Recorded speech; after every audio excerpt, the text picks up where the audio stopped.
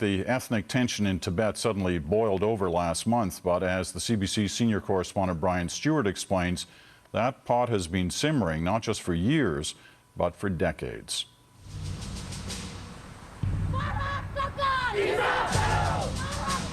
Perhaps nothing about China's growing discomfort over pre-Olympic controversy is more surprising than Beijing's own surprise.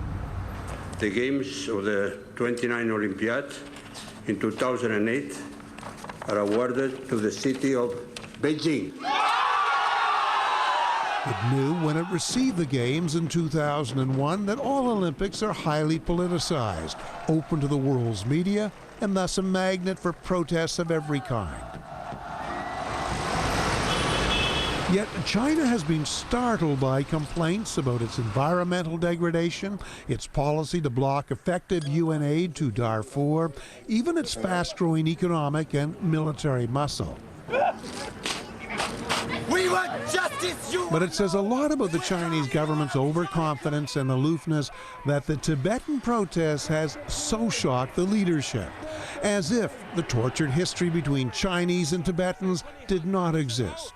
As if long-simmering Tibetan resentment of Chinese control had not for generations been looking for just such global attention, just such a chance to put Tibet back on the world map. Tibet lies in the center of Asia.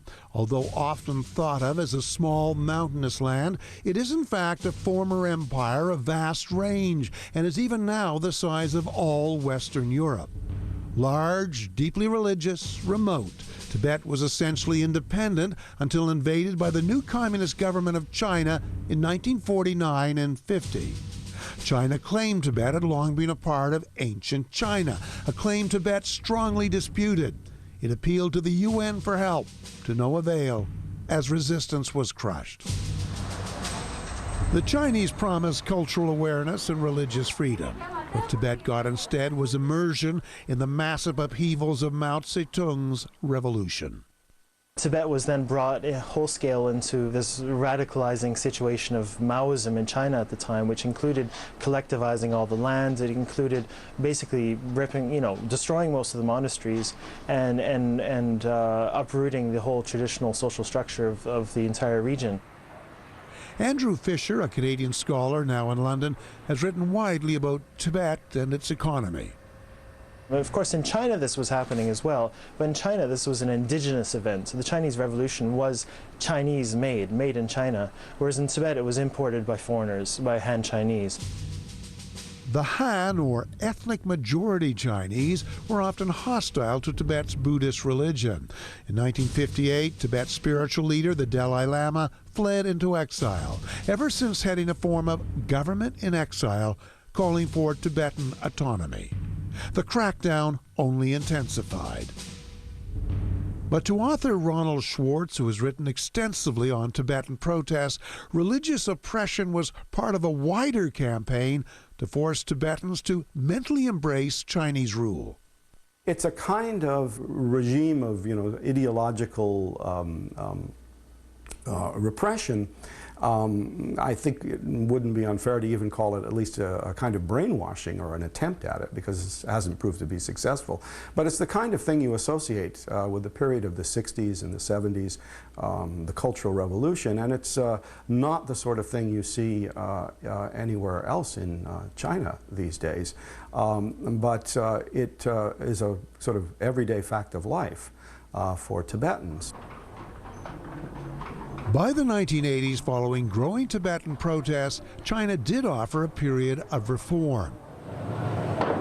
However, this too was another casualty of Tiananmen Square, when the government repressed the democracy movement in '89. In retrospect, the 1980s was a period we would like to go back to in Tibet, because during that time you had Hu Yaobang and Zhao Ziyang, who were very much in favor of more what we would call today forms of autonomy for the Tibetan areas, more local level control over governance and economic policy and employment.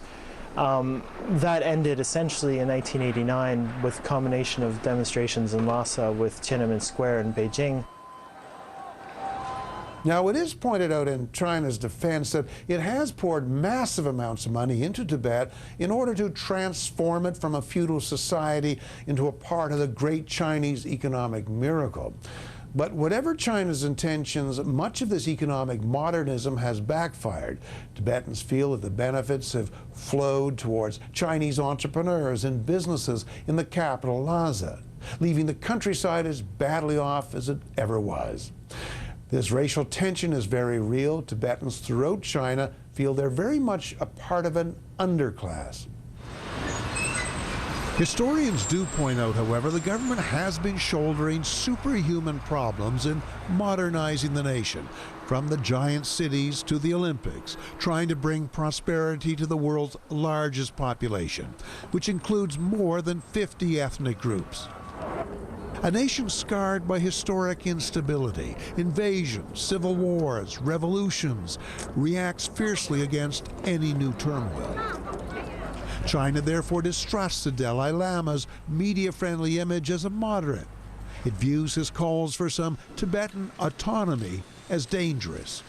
After the kind of chaos of the 1960s, the Cultural Revolution, there's an idea that stability is of crucial importance. And so not only the Chinese government, but also many Han Chinese people feel that stability is absolutely crucial to China's present success, and that any kind of separatism or self-determination or indeed freedom is something that might threaten that. Patrick French, author of one of the most acclaimed books on Tibet, feels many in the West are using the Tibetan issue to vent their hostility to rising Chinese power worldwide. I've noticed that a lot of the slogans that were being chanted, particularly in London, were actually anti-Chinese, specifically anti-Chinese. And I think that it's become acceptable to be anti-Chinese rather in the way that it's acceptable to be anti-American. It's kind of one of those things that is kind of accepted.